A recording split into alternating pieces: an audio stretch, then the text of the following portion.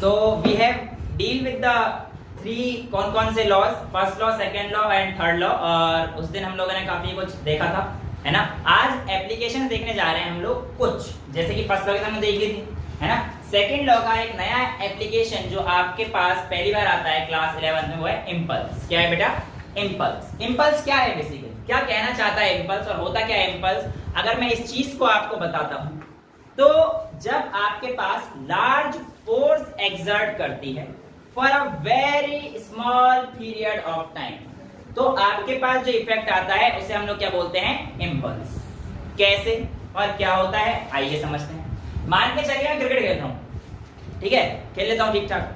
अब किसी ने बॉलिंग कराई, अब बॉलिंग अगर डाल रहा है स्पिनर, तो स्पिनर की बॉल थोड़ी स्लो आती है, लेकिन अगर वहां से बुमराह साहब आ गए, है ना, बूम बूम बुमराह, तो दो चांस है, या तो बॉल विकेट पे जाएगी या फिर मैं छक्का मारूंगा। मान के चल लो, मानने में क्या जा रहा है। अब मैं क्रिकेट खेल रहा था, वो बॉल बहुत तेजी से आ रही थी। जब बॉल बहुत तेजी से आई बेटा, तो मैंने जब बैट से स्ट्रोक मारा, तो बॉल की स्पीड बहुत ज्यादा तेज थी, 140 किलोमीटर पर आवर से ही प्लस रहती है बुमराह, कभी कभी पहुंच जाती है। अब मेरे बैट पे जो बॉल जिस समय के लिए कोलाइड हुई, उसने एक बहुत ही छोटे से टाइम के लिए हुआ ना, बट वो बॉल तुम देख रहे हो बहुत दूर तक गई। तो वो पॉइंट जहां पर बॉल बैट से कोलाइड हुई है, बहुत छोटा टाइम इंटरवल है वो, और उस समय पर जो फोर्स प्रोड्यूस हुआ है इतना लार्ज हुआ है कि बॉल मेरी 112 मीटर का छक्का मैंने मार दिया। Thank you. लेकिन ये पॉसिबल कब है? जब हमारे पास जो इंपल्स है वो क्या हो जाए? बहुत ज्यादा हो, यानी कि जो इंपैक्ट ऑफ फोर्स है वो बहुत ज्यादा है। अब इसका मतलब मेरे पास जो इंपल्स है, मैं उसको कह सकता हूं कि जो मेरे पास फोर्स प्रोड्यूस हुआ है in a very small interval of time, I is equals to F dot delta T, तो ये हमारे पास क्या होता है? इंपल्स। अब यहां पर हमारे पास एक और नई चीज आती है जिसे हम लोग कहते हैं इंपल्स मोमेंटम थ्योरम। क्या बोलते हैं? Impulse momentum theorem. तो ये आपके पास I is equals to F dot dt हो गया। लेकिन जो हमारे पास इंपल्स मोमेंटम थ्योरम आती है, ये थ्योरम आपसे क्या कहती है और कैसे कहती है? बेसिकली कहना चाहता है कि मोमेंटम से भी आप लोग किसी भी चीज का इंपल्स निकाल सकते हैं। मोमेंटम से भी आप लोग किसी चीज का इंपल्स निकाल सकते हैं, पर सिर्फ मोमेंटम से नहीं निकाल सकते। सिर्फ मोमेंटम से नहीं निकाल सकते, rate of change of momentum से निकाल सकते हो। और ये बात तो मैं आपको बता चुका हूं, जहां पे भी वर्ड आएगा रेट का, इसका मतलब आपको आपकी क्वांटिटी टाइम से डिवाइड करनी पड़ेगी। अब जब मैंने बोला rate of change of momentum, क्या बोला मैंने? Rate of change of momentum, तो मैं कह सकता हूं कि मैं dp अपॉन dt की बात कर रहा हूं, राइट। और ये मेरे पास फोर्स के इक्वल होता है। ये तो हम लास्ट क्लास में देख चुके हैं, dp बाय dt हमारे पास f के इक्वल आया था, f is equal to ma वाले जो हम कर रहे थे, याद है ना? f is equal to ma में हमारे पास dp by dt is equal to f के इक्वल आया। अब अगर मैं कहता हूं कि चेंज इन मोमेंटम, यानी कि dp change in momentum is equals to f dot dt, और ये क्या आया था हमारे पास? ये भी f डॉट dt है। तो कुल मिला के कहानी क्या आ रही है कि change in momentum is equals to impulse, और इसी को हम लोग क्या बोलते हैं? Impulse momentum theorem. क्या बोलते हैं बेटा? Impulse momentum theorem. तो इंपल्स मोमेंटम थ्योरम क्या है? जब आपके पास कोई भी चेंज इन मोमेंटम आपका इंपल्स को राइज देता है, वो आपके पास क्या दे देता है? आपका इंपल्स मोमेंटम थ्योरम। ठीक है। अब आप लोगों को मैं एक चीज याद दिलाता हूं, बहुत सिंपल सी है, और उसी बेसिक्स को यूज करते हुए आगे की सारी कहानी रचते जाएंगे। देखो बेटा, याद करो आप लोग जब एक्सेलरेशन टाइम ग्राफ बनाते थे, तो मैंने आपको बताया था कि एक्सेलरेशन टाइम ग्राफ का जो एरिया है वो आपको क्या देता है? वेलोसिटी देता है। तो एक्सेलरेशन टाइम ग्राफ का एरिया वेलोसिटी देता है, यानी कि अगर मैं a को लिखता हूं तो मैं ऐसे लिखता ना, dv upon dt is equals to a, right, ऐसे लिखता था। और अगर मेरे को एक्सेलरेशन टाइम ग्राफ का एरिया यानी कि a डॉट dt करूंगा, तो ये मेरे पास v आ जाएगा, राइट, यानी कि a और t का एरिया v देता है। तो यहां पर देखना, f और t का एरिया क्या दे देगा? मोमेंटम दे देगा। तो यानी कि अगर मुझे किसी भी बॉडी का मोमेंटम निकालना है तो मैं एफ और टी ग्राफ का एरिया निकाल सकता हूं, यानी कि area under F T graph क्या दे देगा ये मोमेंटम। वेल यहां पर अगर आप देखोगे तो फोर्स कांस्टेंट है, बट क्या मोमेंटम कांस्टेंट है? नहीं कह सकते कि यहां पर आप लोग बाय कंस्ट्रक्शन इसका एरिया निकाल सकते हो। देखो ठीक है, यहां पे फोर्स आपके पास कुछ भी हो और ये हमारे पास टाइम है, तो यहां पे L इंटू बी हो जाएगा आराम से। एरिया ऑफ रेक्टेंगल लग सकता है ना इसमें। तो एरिया ऑफ रेक्टेंगल अगर आप निकालोगे एफ डॉट टी के अंदर तो आपको क्या मिल जाएगा? इसका मोमेंटम मिल जाएगा। ये तो आपके पास एक कांस्टेंट फोर्स हो गया, ये आपके पास सिंपल प्लेन है, कहीं चेंज नहीं हो रहा, कुछ नहीं हो रहा। बट हर बार इतनी सिंपल केस तो नहीं आएगा, इसका एरिया निकालना तो आता ही है, L इंटू बी निकाल दो। अब अगर मैं आपसे कहता हूं कि F और T कुछ वेरिएबल ऐसे हो रखा है, यहां फंस जाते हैं। लेकिन फंसना क्यों है? जो अपन लोगों ने बेसिक सीखा है वही करेंगे। किसी भी एक छोटे से पार्ट को पकड़ लो, लेट से ये वाला पार्ट मैं पकड़ लेता हूं और ये वाला जो मैंने पार्ट मिटाया ये लो, ये हमारे पास इतना आ गया। एक छोटे से पार्ट का एरिया निकाल दो तो निकाला जा सकता है, और इस पार्ट को इंटीग्रेट कर दो from its lower limit to upper limit, आ गया उसका एरिया। तो यानी कि जब भी हमारे पास बेटा कोई वेरिएबल फोर्स आती है, उसके केस में अगर Ft का ग्राफ दिया है और हमसे कहा है कि आप मोमेंटम बताइए, तो आपको क्या करना पड़ेगा? उसका एरिया निकालना पड़ेगा। बट एरिया कैसे निकालोगे? With the help of integration. तो आप क्या करना पड़ेगा? यहाँ पे इंटीग्रेट करना पड़ेगा। इसकी प्रैक्टिस जब हम क्वेश्चन सेशंस में आएंगे तब हम लोग करेंगे, राइट। तो ये हमारे पास एक इंपल्स मोमेंटम थ्योरम होती है, इसको आप लिखिए, फिर आगे टॉपिक पे चलते हैं। So according to second law हम लोग यहाँ पर देख सकते हैं बेटा कि फोर्स और टाइम का इनवर्स रिलेशन है, यानी कि जितना टाइम कम लगेगा किसी भी इंपैक्ट का, फोर्स उतना ही ज्यादा हो जाता है, राइट। और ये चीज मैं आपको बताया था पहले भी कि जब आप हाई जंप करते हो तो अगर टाइम कम रहा तो आपके चोट ज्यादा लगेगी, इसलिए आप सीमेंट पे नहीं गिरते, आप कुशन पे गिरा जाते ताकि टाइम बढ़ जाए। जब आप कैच करते हो तो आपको पीछे लेके जाते ताकि आप पे चोट, क्योंकि टाइम बढ़ा रहे हो ना, टाइम बढ़ाने से फोर्स का इफेक्ट कम हो जाता है। जितना टाइम छोटा हुआ, अभी बैट पे जब बॉल आई थी तो टाइम कितना हुआ? काफी कम आया ना, तभी तो बॉल लंबी गई। यस, जैसे हम किसी को चाटा मारते हैं तो हाँ, अच्छी बात बोली है। अगर मैं किसी के थप्पड़ मारता हूँ तो जितने कम टाइम में इम्पैक्ट अच्छा पड़ गया तो उसको चोट ज्यादा लगेगी। बाकी देखो ना, ये ऐसे मारूंगा, टाइम बहुत लिया मैंने, लेकिन इसे तड़ाक से मारूंगा अभी तो पता पड़ जाएगा ना। बिल्कुल अच्छा क्वेश्चन और बन सकता है, तो आपको समझ में आ चुका है। वेल अब हम लोग बात करते हैं एक अपने नए प्रॉब्लम की, थर्ड लॉ के एप्लीकेशन की। कौन सा? हॉर्स कार्ट प्रॉब्लम, जो कि स्कूलों में पूछी जाती है और किस तरीके से सॉल्व करना है ये चीज आज हम लोग जानेंगे। तो आपके सामने एक घोड़ा है, घोड़ा कौन है? मैं ही बन जाता हूँ, ठीक है। तो मेरी बग्गी मेरा घोड़ा आज रहने वाला है, मतलब इसके आगे नहीं पहुंचना है, बस यहीं तक है। अब उसको हम लोग देखेंगे कि किस तरीके से सॉल्व करना है हम लोगों ने हॉर्स कार्ट प्रॉब्लम को। और उसमें मैं आपको एक घोड़ा बन जाता हूँ और आपके सामने ये एक सेटअप कर रखा है मैंने। आप अगर ध्यान से देखेंगे तो ये, हाँ कैमरा चांद नवाब आ जाइए, हमारे चांद नवाब रहते हैं। तो ये आप देख सकते हैं कि एक बग्गी है यानी कि कार्ट, और ये घोड़ा, ठीक है। अब ये जो घोड़ा है ये बांध रहा है अपने आप को, किससे? हाँ मतलब समझ तो रहे हो ना तुम, ऐसे तो होता है यार, ये करना पड़ता है, हम और भी कर सकते हैं। तो भैया अब मैंने जो है अपने आप को यहाँ पे एक रस्सी से बांध दिया है। आप अगर ध्यान से देखोगे तो यहाँ पर आपको दो केस समझने हैं। एक तो वर्किंग ऑफ अ मैन, ये भी आपको करा चुका हूँ, ठीक है, लेकिन आज हम लोग हॉर्स कार्ट प्रॉब्लम को करेंगे। अच्छा देखो, अब अगर मैं इसको खींच रहा हूँ, कसम से भी खींच रहा हूँ, जान लगा रहा हूँ, और अगर कोई आगे करना चाहे तो कर सकता है। जब मैं इसको खींच रहा हूँ तो क्या होता है?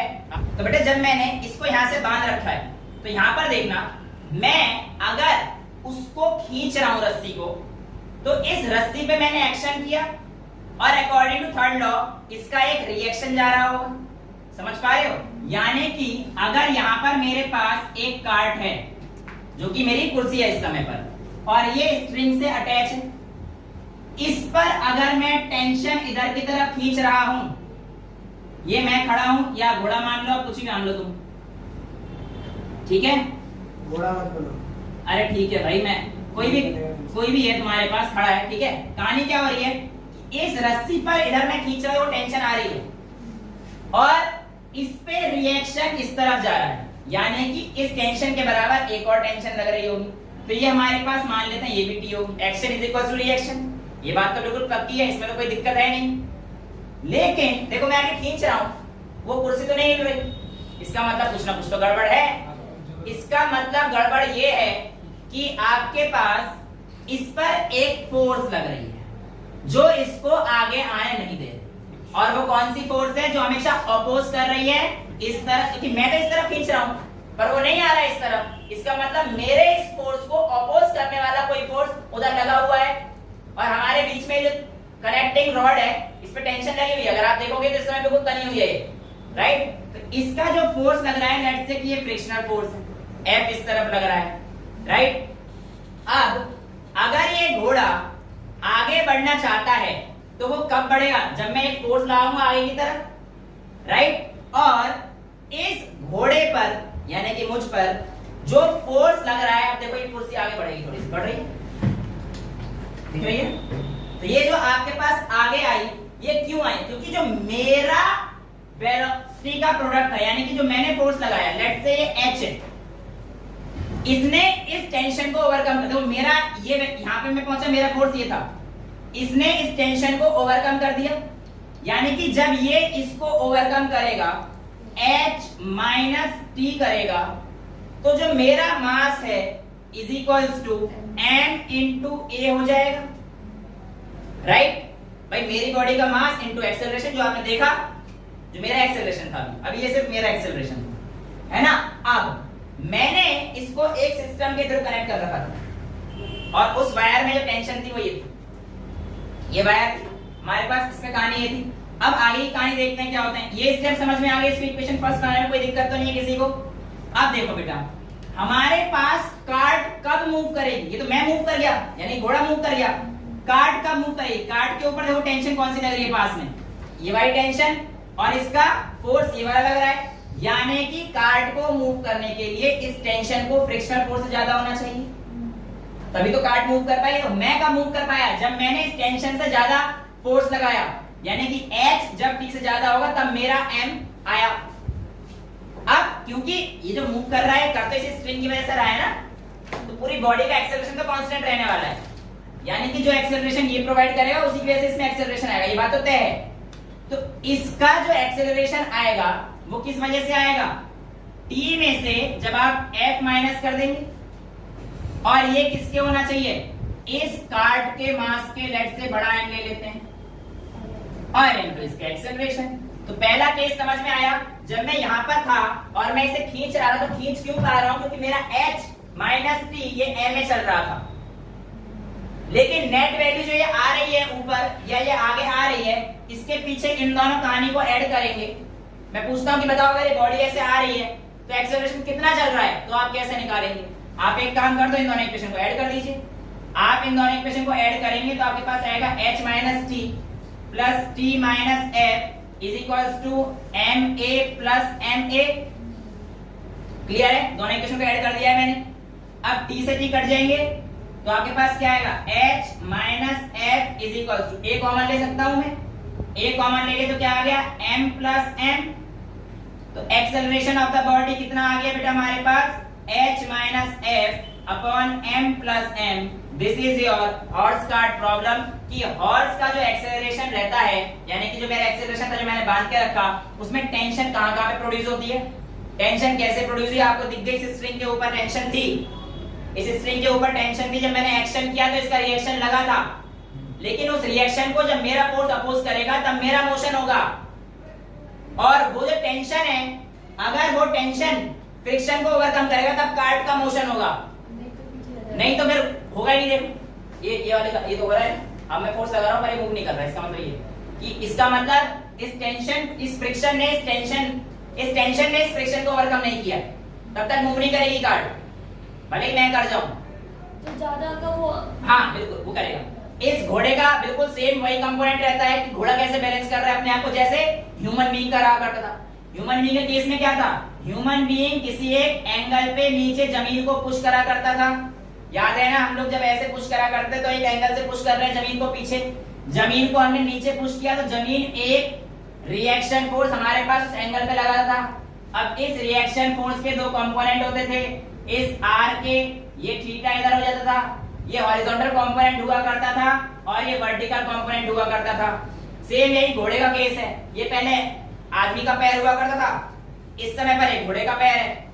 अब ये घोड़े के पैर जब नीचे मारा तो ये हमारे पास रिएक्शन इस तरफ आया, तो ये कंपोनेंट रिजॉल्व करूंगा इधर क्या आएगा r cos थीटा, जिधर थीटा उधर cos, horizontal component r cos theta. r cos theta की वजह से घोड़ा आगे जा रहा है और जो r sin थीटा है इस थीटा ने बैलेंस कर रखा है घोड़े को, ताकि घोड़ा इधर उधर दारू पी के ना गिरे, है ना। तो जो मैंने वो बैलेंस किया था अब मैं बोल सकता हूं इसे, और आपको समझ में आ गया है कि किस तरीके से हॉर्स कार्ट का एक्सेलरेशन निकाला जाता है, ये कहां से कौन सी फोर्स ओरिजिनेट हुई थी, एक्सेलरेशन कैसे ऐड करते हैं, कैसे सब्ट्रैक्ट करते हैं। दो इक्वेशन बना के अगर आप इन्हें ऐड कर देंगे तो आपके पास क्या आ जाती है, हॉर्स कार्ट प्रॉब्लम की एक्सेलरेशन आ जाती है। समझ में आया? इतना नोट कीजिए, फिर आगे की तरफ चलते हैं। सो बेटा ये हमारे पास थर्ड लॉ की एक एप्लीकेशन है। एक और एप्लीकेशन जो आपसे पूछी जाती है 9th क्लास की वैसे तो, जैसे कि ये आपके पास एक वुडन बोर्ड है जो आपको दिख रहा है वुडन बोर्ड आपको, और मेरे हाथ में एक छोटी सी नेल है, राइट। अब अगर मैं इस नेल को इस वुडन बोर्ड के अंदर डालना चाहता हूं तो बेटा मेरे को यहां पर एक सपोर्ट देना पड़ेगा। बिना सपोर्ट के मैं इस नेल को इसके अंदर नहीं डाल सकता। क्यों नहीं डाल सकता? पहला क्वेश्चन। पहली बात तो अगर मैं इसको ऐसे ले जाकर ऐसे मारना चाहूंगा तो इस समय पर ये हैमर और ये नेल एक ही सिस्टम है, और मैंने आपको बताया था एक्शन रिएक्शन फोर्स लगने के लिए दो बॉडी का होना जरूरी है कि action reaction force never act on same body. अब यहां पर जब मैं इसे रख चुका हूं तो आपका एक्शन तो होगा चोबे पर और रिएक्शन होगा हैमर पर। उस एक्शन रिएक्शन फोर्स की वजह से ये अंदर जाएगा, वरना करके देख लो, ऐसे लेके जाऊंगा और यूं मारूंगा, मेरे हाथ में लगने के चांसेस हो, घटना तो है नहीं इसने। अब एक चीज और है, मैंने कहा था आपसे कि एक्शन रिएक्शन फोर्स इक्वल होते हैं, यानी कि इतना बड़ा हथौड़ा जो एक्शन कर रहा है वो रिएक्शन ये चोगा भी कर रहा होगा जितना इस पे एक्शन हुआ है।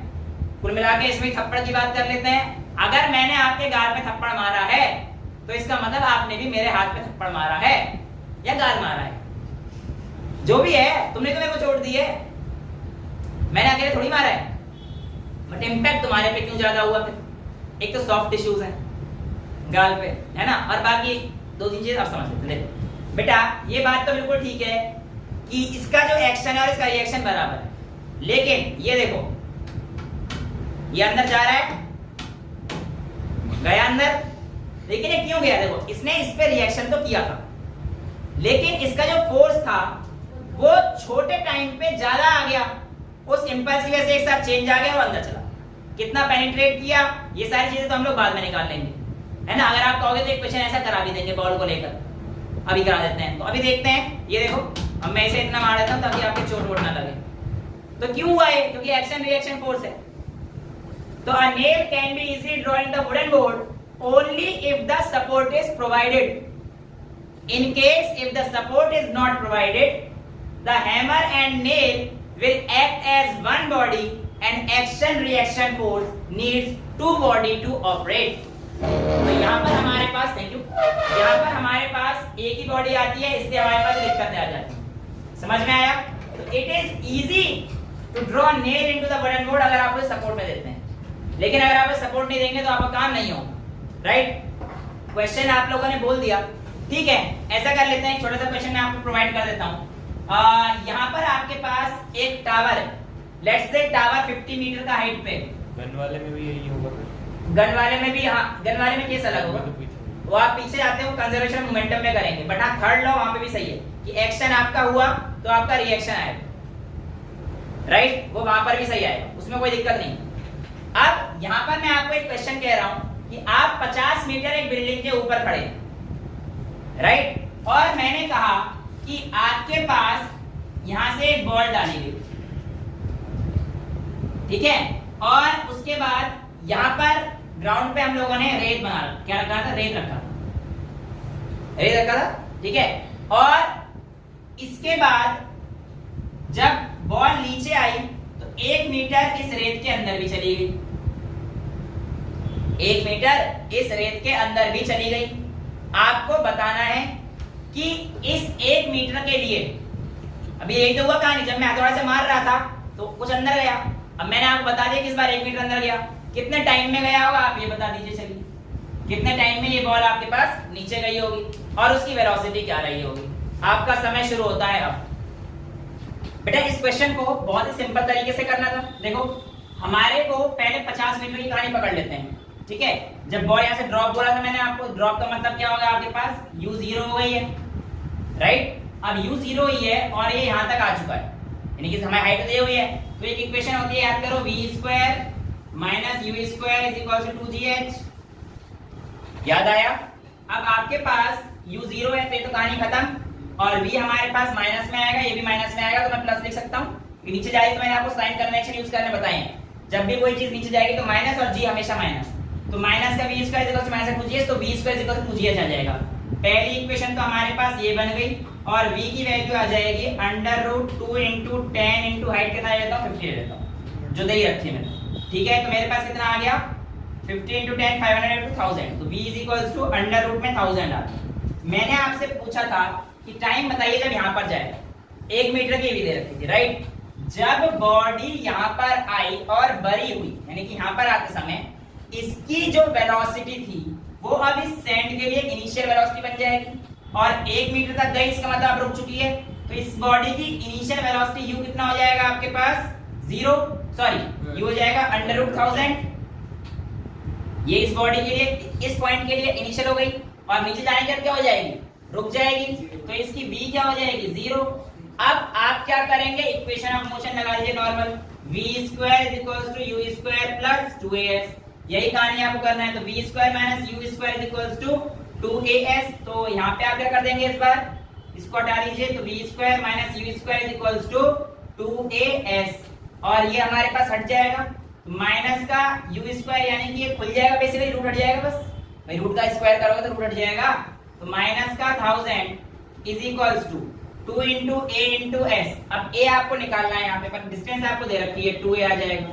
तो a की वैल्यू कितनी आ गई, -500, यानी कि ये रेजिस्टिंग है, एक्सेलरेशन बहुत तेज आ रही है, अब धीरे हो रही है, यानी कि रिटार्डेशन हो रहा है, इसलिए माइनस आ रहा है, ठीक है। अब आपसे क्या पूछा, टाइम, तो बेसिकली आप क्या कर सकते हो, v = u + 80 और v - u = 80 अपॉन में a = t। तो आपके पास आंसर कितना आ जाएगा बेटा, v तो हमारे पास 0 हो गया है, माइनस u की वैल्यू कितनी थी आपके पास, 980 समथिंग थी, रूट ऑफ समथिंग जो भी वैल्यू आई थी आपके पास। तो यहाँ पर आप डाल देंगे 1000 √1000 माइनस का अपॉन में a भी हमारे पास माइनस का आया था 5000 = t। हाँ जो भी आया था बेटा, जो वैल्यू आई थी वो डाल देना, माइनस से माइनस गया, t की वैल्यू पॉजिटिव आ गई। ये आपके पास आंसर आया था, छोटा मोटा क्वेश्चन था, आप लोगों को ऐसे तरीके से क्वेश्चन पूछ सकते हैं। आगे बढ़े अपने कॉन्सेप्ट पर। आगे हमारे पास कहता है आप लोगों को बताना है कि सेकंड लॉ रियल लॉ कैसे है। क्या बोलता है कि how will you prove that second law is the real law, या first law and second law both are contained in the, sorry first and third law both are contained in the second law. कैसे, आइए देखते हैं। देखिए बेटा, आप लोगों को पहले बताना होता है कि how first law is contained in the second law. देखो सेकंड लॉ की स्टेटमेंट हमारे पास क्या कहती है कि the rate of change of momentum is directly proportional to the applied force. यही कहानी हुआ करती थी, या फिर दूसरी बात क्या करती थी कि जो हमारे पास F = ma, राइट। अब आपको फर्स्ट स्टेटमेंट प्रूव करनी है, यानी कि फर्स्ट लॉ प्रूव करना है ना। कैसे प्रूव करते हैं आइए देखते हैं। फर्स्ट लॉ के अकॉर्डिंग आप लोगों के पास रहता था a body at rest will remain at rest and a body in motion will remain in motion, right, until and unless any external force is applied. अब मैं आपसे कहता हूं we know that according to second law F = ma, but हमें prove करना है कि first law कैसे अपने अंदर लेके आता है। तो आप कहेंगे when no external force is applied, जब कोई एक्सटर्नल फोर्स बाहर की नहीं आ रही है तो उस समय पर हमारा F क्या हो जाएगा, 0। When no external force is applied, तो हमारे पास F इज इक्वल्स टू 0 हो गया, तो 0 इज इक्वल्स टू ma। अब इसका मतलब या तो इन दोनों में से एक टर्म 0 है या इन दोनों का प्रोडक्ट 0 है। अब भैया एक बात तो पक्की है, किसी बॉडी का मास तो कभी 0 नहीं हो सकता, मास कभी 0 नहीं हो सकता, तो आप लिखोगे since mass can never be 0। तो इस बात का मतलब क्या पक्का हो गया है कि यहाँ पर जो 0 है वो क्या है, a इज इक्वल्स टू 0। सीधी बात है, अगर मास 0 नहीं है तो भैया अगर ये 0 नहीं है तो कभी वैल्यू 0 नहीं आ सकती, और अगर ये वैल्यू प्रूफ होनी है तो इसका मतलब एक्सेलरेशन को 0 होना ही पड़ेगा, और अगर एक्सेलरेशन 0 है इसका मतलब क्या है कि बॉडी रेस्ट पर है, यानी कि एक्सटर्नल फोर्स नहीं तो बॉडी रेस्ट पर है। यही तो फर्स्ट लॉ कहता था, दिस प्रूव्स फर्स्ट लॉ, या body at rest will remain at rest, तो अभी रेस्ट पर ही तो है। तो इसलिए आपका ऐसे आपको पूछा जाता है कि how will you prove first law, तो आपके पास ये आ जाता है। क्लियर है इतना? फर्स्ट लॉ सिंपल सा है। अब आपसे कहता है कि हाउ विल यू शो कि second law also contains third law, second law के अंदर ही थर्ड लॉ भी आ जाता है, तो उसको हम लोग कैसे कहते हैं आइए देखते हैं। देखिए मैं कहता हूं कि मेरे पास किसी भी एक बॉडी पर एक्शन किया गया है, जैसे मान लो ये एक बॉडी है A और ये एक बॉडी है B। मैंने कहा A ने एक्शन किया है B पर, तो इसका मतलब B रिएक्शन करेगा A पर, ये बात तो बिल्कुल तय है। अब मैं आपसे कहता हूं सेकेंड लॉ यूज करना है मेरे को, थर्ड में यूज नहीं कर सकता, थर्ड तो मेरे को प्रूफ करके दिखाना है, ठीक है। तो मैं आपसे कहता हूं कि अगर मेरे पास A का जो फोर्स है वो कितना लगा होगा B पर, वो कैसे निकलेगा, तो आप कहेंगे सर FAB, यानी कि force of A on B। अगर मैं इसको निकालूंगा तो आप सर सेकेंड लॉ का इस्तेमाल करके कह सकते हो कि D into momentum of A by dt। Second law हमसे ये कहता है F is equal to dp upon dt, यानी कि मोमेंटम को टाइम के रेस्पेक्ट में डिफरेंशिएट करने पर आपको फोर्स मिलेगा और फोर्स को टाइम के साथ इंटीग्रेट करने पर आपको मोमेंटम मिलेगा। ये हम लोग पिछले चैप्टर में सारी चीज देख चुके हैं। अच्छा, F is equal to dpa upon dt हो चुका है। अब आगे अगर मैं देखता हूं तो सेम कहानी इसके रिएक्शन की भी तो रहेगी भैया, यानी कि अगर FBA कोई रिएक्शन करेगा तो इसका मतलब मेरे पास dPB अपॉन dt आ जाएगा, राइट। अब मैं आपसे कहता हूं कि टोटल मोमेंटम हमारी बॉडी का कैसे निकालूं भाई, ये है और एक ये है, तो rate of change of momentum हमारे पास ये आ जाएगा। तो मैं कह सकता हूं total rate of change of momentum is equals to dPA by dt plus dPB by dt। Total के लिए दोनों का प्लस कर देंगे भाई, इसका और इसका प्लस कर देंगे टोटल के लिए। F is equal to dP upon dt निकाला हमने दोनों का, और टोटल के लिए मैंने इन दोनों को प्लस कर दिया है। यहां तक कोई डाउट? अब अगर मेरे पास कोई एक्सटर्नल फोर्स नहीं है, केस क्या डालूंगा, if no external force is applied, तो ये मेरे पास 0 के इक्वल हो जाएगा, क्योंकि ये तो हमारे पास नेट फोर्स ही है भाई, dP अपॉन dt A का force, dPB upon dt B का फोर्स। तो अगर if no external force is applied तो हमारे पास ये 0 के इक्वल आ जाएगा, और अगर ये 0 के इक्वल आया तो इसको मैं क्या लिख सकता हूं, FA। देखो कहां गया, ये रहा, FAB लिख सकता हूं ना इसको, dPA अपॉन dt को FAB प्लस इसको क्या लिख सकता हूं, FPB को FBA। ये किसके इक्वल आ जाएगा, 0 के इक्वल आ जाएगा। और अगर ये ऐसा है तो आप ये भी तो कह सकते हो कि FAB बराबर हो गया माइनस ऑफ FBA, और this proves the third law, for every action there is equal and opposite reaction. Clear है?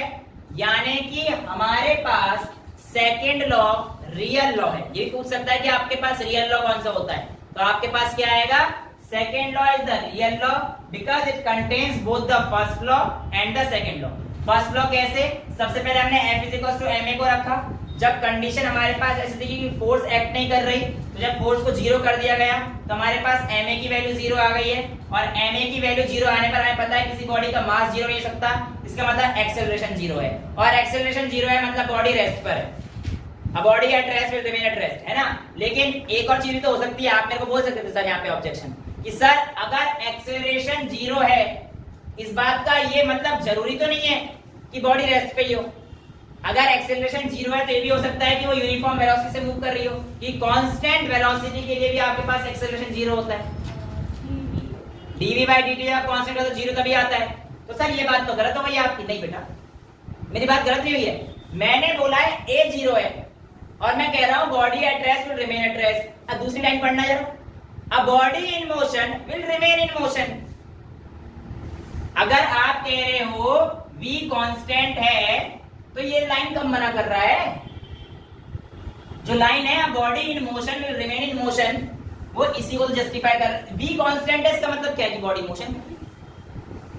तो body at rest will remain at rest and the body in motion will remain in motion. क्योंकि v constant हो गया ना तो motion चलती रहेगी until and unless any external force is applied। तो एक्सटर्नल फोर्स अगर 0 है तो रेस्ट की बॉडी रेस्ट पे रहेगी और मोशन की बॉडी क्या रहेगी? मोशन में रहेगी। तो इस तरीके से आपके पास फर्स्ट लॉ होता है। सेकंड लॉ में हमारे पास चेंज इन मोमेंटम का कांसेप्ट करके हम लोग आराम से dp और ये वाले कांसेप्ट को यूज करके दोनों को प्लस करके fb और fa को 0 करके आराम से एक्शन रिएक्शन फोर्स को दिखा सकते हैं। और this is how you can say कि second law is the real law and both first and second law are present under the first and third law are present under the second. Clear है? इतना note कीजिए, फिर आगे चलते हैं। बेटा अब जो हमारे पास नया टॉपिक है वो है apparent wait in a lift, यानी कि लिफ्ट के अंदर आपके वेट में कोई चेंज आता है क्या? वैसे आपने महसूस भी किया होगा कि जब लिफ्ट ऊपर नीचे आए तो आपके पेट में कई बार गुड़गुड़ हो जाती है। और वो गुड़गुड़ क्यों होती है? या फिर कोई झूला जो फ्री फॉल वाला होता है वो क्या होता है, कैसे होता है, आज समझ लेते हैं। बहुत सिंपल सा टॉपिक है। मैं आपको केस 1 से शुरुआत कराता हूँ।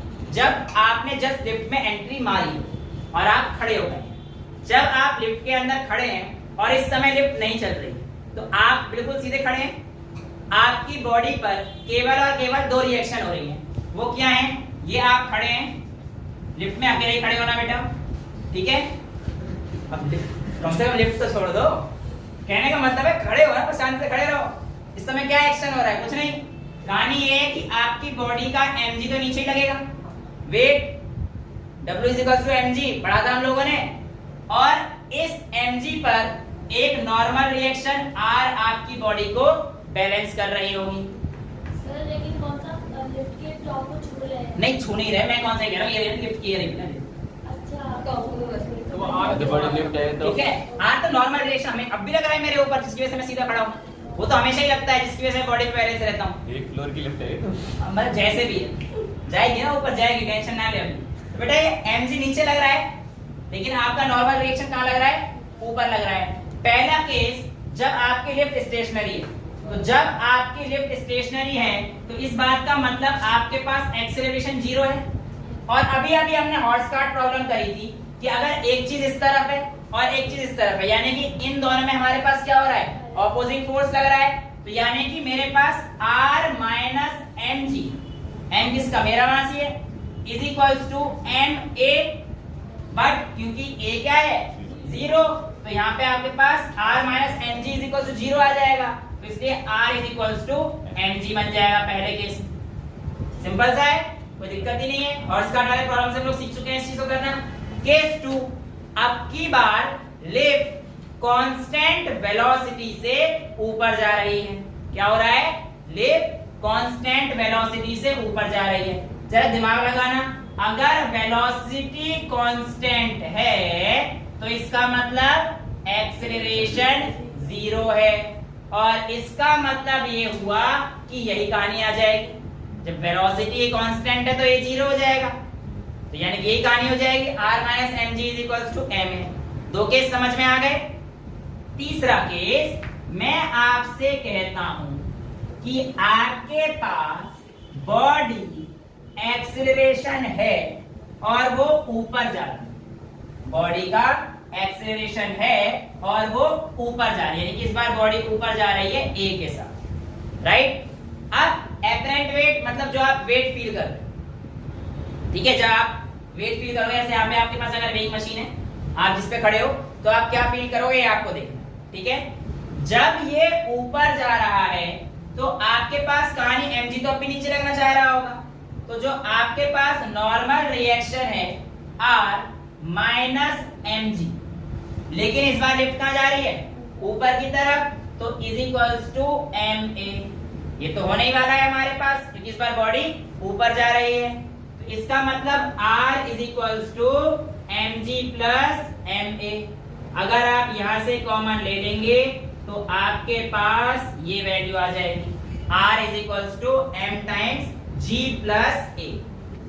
तो बेटा इस केस में R आपके पास क्या है? आपका एपरेंट वेट। देखो यही रिएक्शन का तो वेट आपके पास जा रहा था। अब आपके पास इस केस में आपको दिख रहा है कि आपका जो एपरेंट वेट है R, नॉर्मल रिएक्शन के जो फोर्स आता है उसको हम लोग एपरेंट वेट, तो ये आपके पास इस समय पर एपरेंट वेट आपका ज्यादा होगा as compare to your actual weight, यानी कि जब लिफ्ट ऊपर जाती है तो आपका वेट क्या है? थोड़ा सा बढ़ जाता है। अच्छा, चौथा अगर हमने केस लेता हूं इस तरीके से, यहाँ पे तो a के हिसाब से बढ़ रहा था, लेकिन अब ये a इतना बढ़ा दो कि एक्सेलरेशन वो ग्रेविटी के बराबर हो जाए, यानी कि a किसके बराबर हो जाए? g के बराबर हो जाए। कर सकते हैं, वैल्यू तो बढ़ानी है, क्या दिक्कत है? कर लो। ऐसा करते हैं कि r is equals to, sorry क्या है हमारे पास? a is equals to g है अगले केस में, तो हमारे पास इक्वेशन तो यही लगेगी, कोई प्रॉब्लम तो है ही नहीं उसमें। r minus mg is equals to m, a की जगह क्या आ जाएगा? mg, क्योंकि a हमारे पास किसके बराबर हो गया? g के बराबर हो गया, तो r minus mg is equals to mg हो जाएगा, क्योंकि a की जगह g रख दिया ना हमने यहाँ पे केस में। जब a की जगह g रख दिया तो r माइनस mg किसके इक्वल हुआ करता है हमारे पास? ma के। a की जगह पे g रख दो तो r is equals to 2 times mg। तो आपका जब ग्रेविटी की वैल्यू के बराबर एक्सेलरेशन हो जाएगा उस समय पर आपका जो एपरेंट वेट आएगा वो ट्वाइस हो जाएगा। क्लियर है? आगे चले अब आगे चलते हैं कि हमारे पास बॉडी अब नीचे लाते हैं, तो नीचे वाले केस में तो ये होगा, अगर खड़े हो तो ठीक है, कांस्टेंट वेलोसिटी से नीचे आ रही तो जीरो है ना। अगले केस में देखते हैं जब ये बॉडी हमारे पास नीचे आ रही है एक्सेलरेशन के साथ। अब देखो नीचे हमारे पास ये दोनों फोर्स साथ में है और ये अकेला अपोज करने वाला होगा, यानी कि फॉर डाउनवर्ड एक्सेलरेशन क्या कहानी हो जाएगी इस बार? R इज इक्वल टू, देखो R कौन कौन बैलेंस कर रहा है? mg और ma कर रहे हैं ना, तो हमारे पास यहाँ पर क्या आ जाएगा बेटा? mg। लेकिन जब एक्सेलरेशन नीचे आ रहा है तो क्या लेंगे उसे? नेगेटिव, तो mg माइनस ma, तो R is equal to m times g minus a। यहाँ पर देखो जब ऊपर जा रहा था तो ये केस में हमारे पास क्या हुआ था? g प्लस a हुआ था, और जब नीचे आएगा तो हमारे पास ये क्या हो जाएगा? g माइनस a हो जाएगा। क्लियर है? कोई डाउट? नोट कीजिए बेटा। एक तरीका तो आपका एक्सेलरेशन से हो गया, सेम फोर्स को एक डायरेक्शन में लेके। दूसरा तरीका भी आप आराम से देख सकते थे। देखो यहाँ पर मैं क्यों कर रहा था कि r इस बार बॉडी ऊपर आने मोशन, इसमें यहाँ पे r माइनस mg कर रहा था। इसी का दूसरा तरीका ऐसे भी कर सकते हो, बात सेम आएगी, कोई फर्क नहीं पड़ना। देखो यहाँ पर इस बार नीचे की तरफ आ रहा है मोशन, इसका मतलब mg ज्यादा कर रहा है, जब ऊपर जा रहा था r ज्यादा वेट कर रहा था, r का इफेक्ट ज्यादा था। इस बार नीचे आ रहा है तो mg का इफेक्ट ज्यादा है, तो आप ऐसे भी कर सकते हो इसे, mg minus r is equals to ma, तो mg minus ma is equals to r। बात सेम ही आएगी, कोई से भी कर लो, कोई फर्क नहीं पड़ना। ठीक है? अच्छा दूसरा केस देखते हैं, जब हमारे पास नीचे आ रहा था और a किसके बराबर हो गया? g के। ये केस देखा था हमने वहां पे भी। अब देख लेते हैं for downward acceleration when a is equals to g। तो इस केस में क्या हो जाएगा बेटा हमारे पास? mg minus r is equals to mg हो जाएगा। ये इधर आके क्या हो जाएगा हमारे पास? mg minus mg is equals to 0, तो ये हमारे पास क्या हो जाएगा? 0 हो जाएगा। यानी कि वहां पे हमारे पास ट्वाइस हो रहा था, जब ऊपर जा रहा था g के साथ, और नीचे आते समय हमारे पास 0, यानी कि आप वेटलेसनेस फील करेंगे। तो ये हमारे पास तब होता है जब आप फ्री फॉल होते हैं। जैसे आप कभी हवा से अगर छलांग मारते हैं तो आपको एक समय पे ऐसा लगता है कुछ है ही नहीं हमारे अंदर। वो क्यों होता है? क्योंकि उसके पास आप फ्री फॉल होते हो, तो आपकी बॉडी पे जो आपकी एक्सेलरेशन लगती है वो सिर्फ और सिर्फ एक्सेलरेशन ड्यू टू ग्रेविटी होती है। जब आप किसी अच्छे खास झूले में आते हो और झूला एक साथ नीचे आता है तो एक समय पर आपको ऐसा लगता है अब तो हम गए।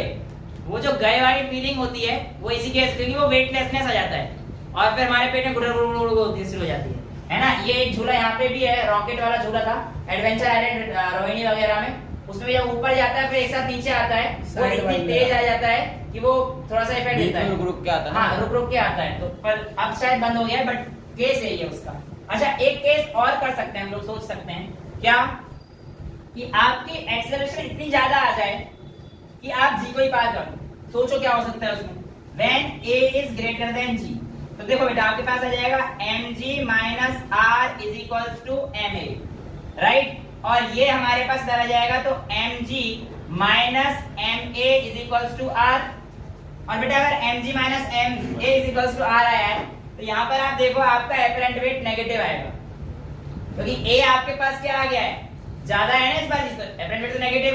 अब एपरेंट वेट नेगेटिव है, इससे पता है क्या होगा इस बात का मतलब, इस बात का मतलब ये है कि आप इतनी तेजी से नीचे आ रहे हो कि आपने ग्रेविटी को ओवरकम कर दिया है, तो अब ग्रेविटी आपके ऊपर कोई इफेक्ट नहीं लगाएगी और आप यहाँ से उड़ोगे, इस छत से आपका सर छू जाएगा, लिफ्ट की छत से, क्योंकि आपके पास एक्सेलरेशन को आपने ओवरकम कर दिया है, एक्सेलरेशन टू ग्रेविटी को ओवरकम कर दिया है। तो जब इतनी तेजी से जाओगे तो आप यहाँ से उड़ोगे और छत से चिपक जाओगे, तो आप जो है हवा में लटक रहे होगे उस समय छत पर, ठीक है। और भी कहानी हो सकती है, आप जा रहे हो और आप फ्री फॉल कैसे हो सकता है, आप काट दो तार को, कॉर्ड को काट दो तो फ्री फॉल हो जाएगा वो, तो उस समय पर आप वेटलेसनेस का फील करेंगे, ठीक है। तो ये सारी कहानी आपके पास रहती है जिसमें हम लोग एपरेंट वेट ऑफ लिफ्ट करते हैं। कॉन्सेप्ट एक ही है, जब ऊपर जा रहा है तो हमारे पास r minus mg equals to ma का इस्तेमाल करना है, इसके अकॉर्डिंग a की वैल्यू को चेंज करते रहना, और जब नीचे जा रहा है तो mg minus r is equals to ma कर रहा है। इसके अलावा कोई और नया कॉन्सेप्ट है,